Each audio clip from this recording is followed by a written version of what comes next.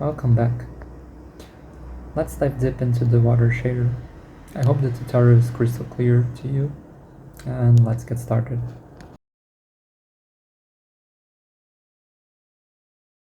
Create a new mesh instance node and select the plane mesh, then scale it to fit your scene and subdivide.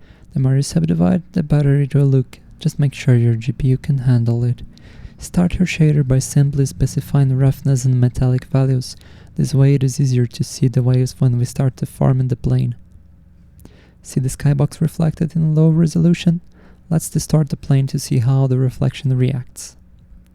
In the Vertex shader, I'm adding a sine wave to my vertex Y value. There is deformation, but the reflections are unaffected, because the plane normals are still the same. We must know our function to calculate the normals. Since we are using a sine whose derivative is a cosine, we can easily get our normals. There we go. Now there are a few tricks you could use to approximate the normals instead.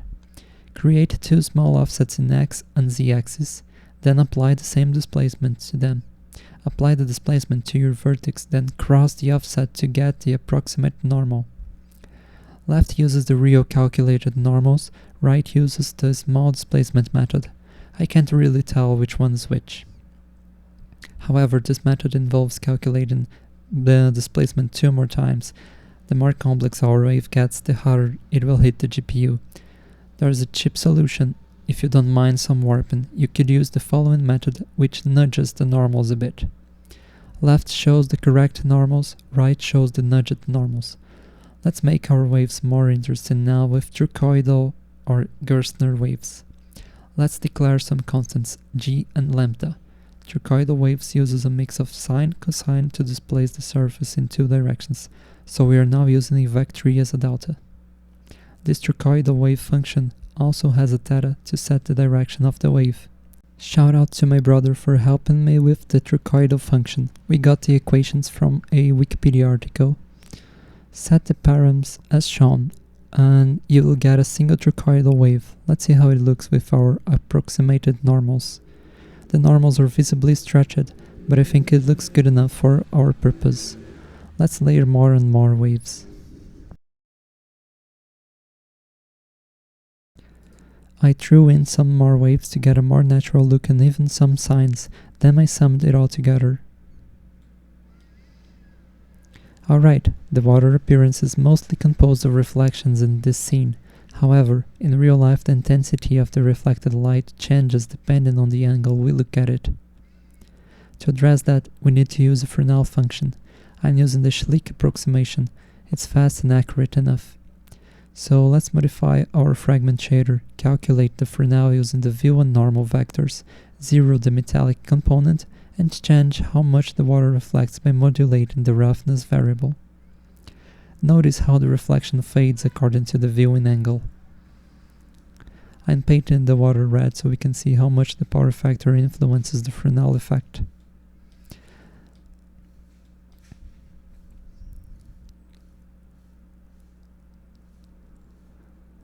Now we should make our water transparent.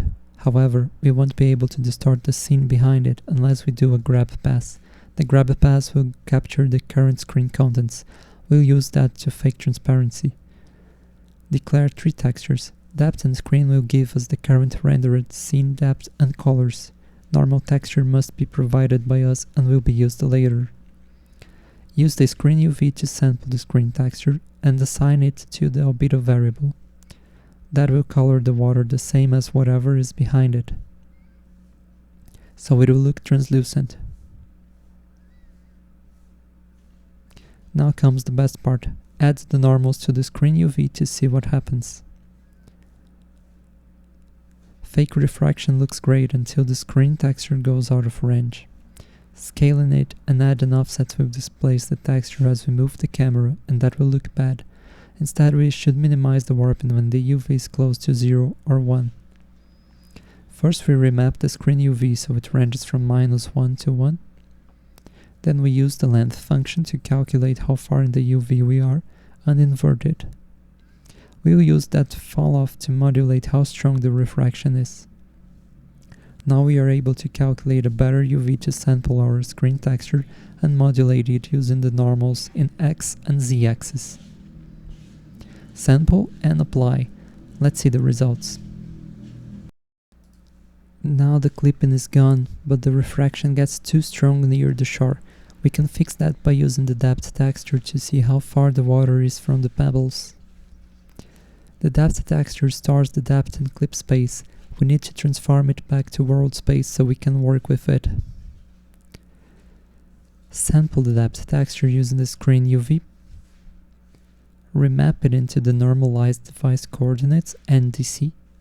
Transform it into view space with the inverse projection matrix and then into world space using the inverse view matrix.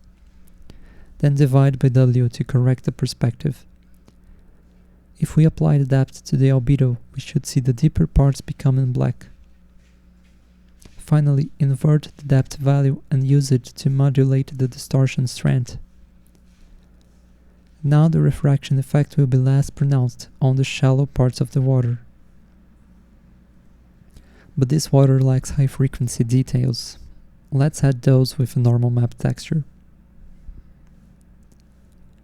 We have already declared a normal map texture. We just need to add one now. In GIMP I'm using a 16 by 16 pixels canvas. Select filters, noise, HSV noise and adjust to your liking. Then copy, paste it into any tool that can generate a normal map from a height map. In this case I'm using a tool that I wrote myself for making PBR maps for pixel art textures. I'll show it to you in another video. Save and import into Godot. We have already defined the normal texture, just drop it in there. We now add the normal map to the already refracted UV. We do that by sampling the normal map texture, scaling it, scrolling it using the time variable, remapping it, making the normal less intense near the shore, and toning it down. The effect looks cool, but we still need to apply the same normal map to our surface, so it will be more coherent with the specular blobs.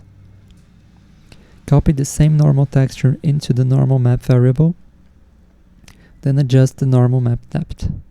I'm using the scene depth to modulate it as well. Now we can see the pattern repeating a lot. To fix that, we can layer more normal map textures with different UV sizes and intensities, or use bigger textures. Use the mix function to blend the normal maps. Looks okay. Let's fix that dark edge where the water ends. Simply assign the clamped depth to your alpha. That fixes the border but causes this duplicate texture due to the refraction. We can fix by making only the very edges transparent. This exponential will soften only the very edges. This same function can be used if we want to add foam to the water. There we go. And since I commented about foam, I should show you how to do it. Declare your foam texture and assign a texture in the editor. I'm using the same clouds texture from the past video. Use the exponential again. It will modulate the size of the foam border. Multiply by a scaled foam texture and add to your albedo. Since it uses the depth, it will affect all objects that intersect with the water. I didn't tell you before, but the fake refraction has a few problems when the water becomes too deep. We must check the depth difference before distorting the image. Parts of the object that are out of the water shouldn't be refracted. We'll need to sample the depth again, but now using the distorted UV. We need it in view space, then we can check whether it is into the water or not by comparing with Vertex Z, which is the view space coordinate for the surface of the water. Now the missing parts are filled with the undistorted background. Let's make the water darker and color it as it deepens. That will help the refraction look better. We can mix our albedo with a color and use the depth texture in world space to modulate it. And we ended up with more problems. We also need to account for the distorted depth. Those are minor problems, but we should fix. Use the NDC2 that we calculated to get the world space for the refracted UV. The min function will ensure we get a good mix. Now use this new depth value to modulate the blue tint. It is not perfect, but it's all I can do. If you really need perfect refraction, then use path tracing or more render passes, both expensive techniques. Let's improve what we have by using a gradient to control our watercolor. Just declare a new sampler 2D. On the editor, click the texture dropdown and select New Gradient 1D. Create a depth intensity variable for tweaking purposes, and in the color mix, sample the gradient. Now you have a lot of freedom to color the water however you like. The pebbles, however, are too sharp. Water bodies generally have particles in them that scatter light. Let's do a very simple depth blur. I won't do the entire 9x9 kernel for the blur filter. Instead, I'll just average the color in two directions. See how the sharpness declines as the water gets deeper? Good, but we are still lacking caustics. Declare two caustics textures. I'm using two really low resolution textures for this. All we have to do now is use the distorted depth in world space as our texture coordinates. Then we mix both caustics textures by using signs and time so they change between them. Modulate the caustics intensity by using the depth, then power to make the texture pop, and add to the albedo. I missed some chromatic aberration. Let's add that too. Declare a float to control the amount of aberration, then copy the caustics mix line 3 times with different names. Add the float to the second line and add it multiplied by 2 to the third line. Then it is just a matter of joining all colors into a vector tree and adding to the screen color variable. Oh yeah.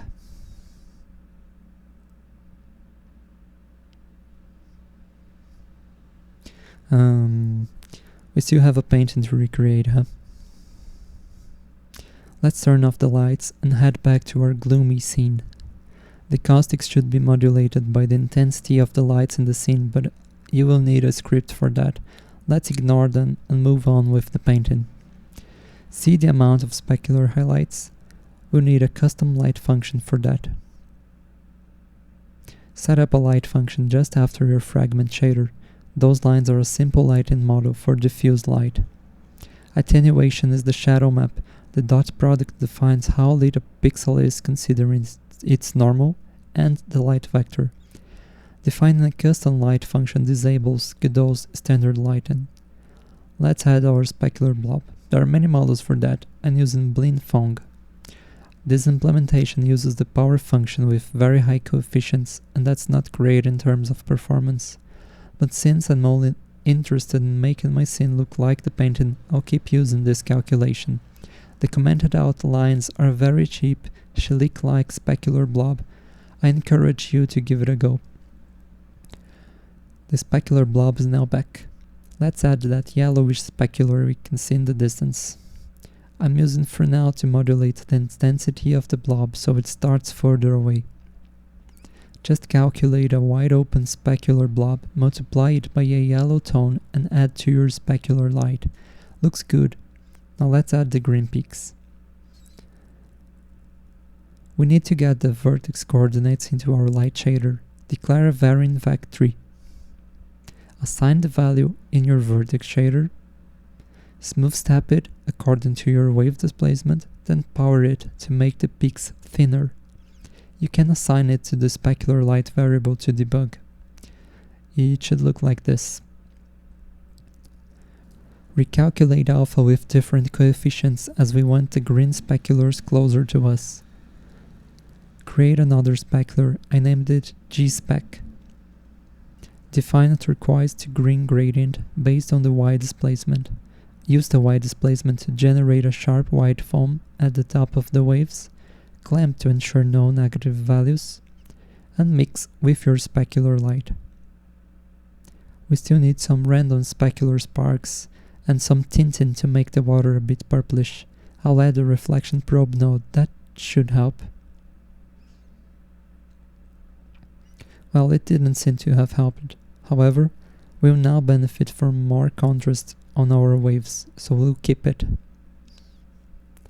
Tint the light a little bit, then saturate the colors. The coefficients here for saturation aren't correct. I tweaked them to this specific situation. Alright, let's add the sparkles now. We'll use a 3D noise texture for the sparkles. Declare as shown. Create a new 3D noise from the drop-down menu. Use the color ramp to color it with normal map colors and make it seamless. Now use the partial derivative of the vertex Y to grab the waves with higher deformation. Define a variable for the sparkles and set a threshold for the derivative. Now sample the 3D noise texture and increase its contrast by applying the power function or other methods of your liking. Notice I'm using the time variable to scroll the noise texture upwards to animate the sparkling effect. Finally, add the sparkles to the specular light. We are almost done. Notice how the waves are rough at the top. The green color is not uniform either. Let's head back to our fragment shader and apply the same 3D noise to our wave peaks. Define the threshold function for your normal map using the smooth step function. Sample the noise texture, smooth it a little bit by increasing the z-axis, blend with the current normal map, modulating by the vertex Y factor. And can you see the subtle noise added near the peaks? Still, the painting looks a lot different from the image. A lot of tweaking is still necessary. And some atmospheric effects can add a lot for us. In the environment node, select the fog. Adjust until satisfied.